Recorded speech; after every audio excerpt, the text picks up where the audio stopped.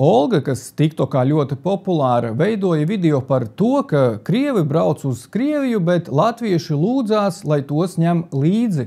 Fonā skan dziesma "Возьми меня с собой".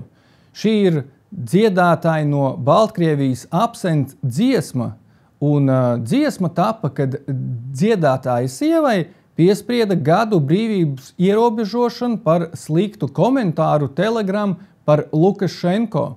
Abi aizbēga uz Gruziju, un šī dziesma kļuva par piespiedu migrācijas stāstu. Šobrīd šī dziesma ir ierobežota arī Krievijā, jo ir vērsta uz sociāli politiskās situācijas destabilizāciju. Olga ar šo dziesmu neviens uz Krieviju, ne uz Baltkrieviju nebrauks. Ar šo dziesmu cilvēki bēg no turienes un lūdz, lai kāds tos paņem līdzi.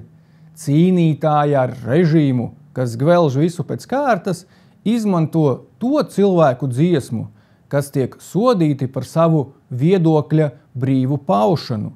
Valstīs, uz kurām, pēc Olgas domām, latvieši lūdzās, lai tiktu skaisti.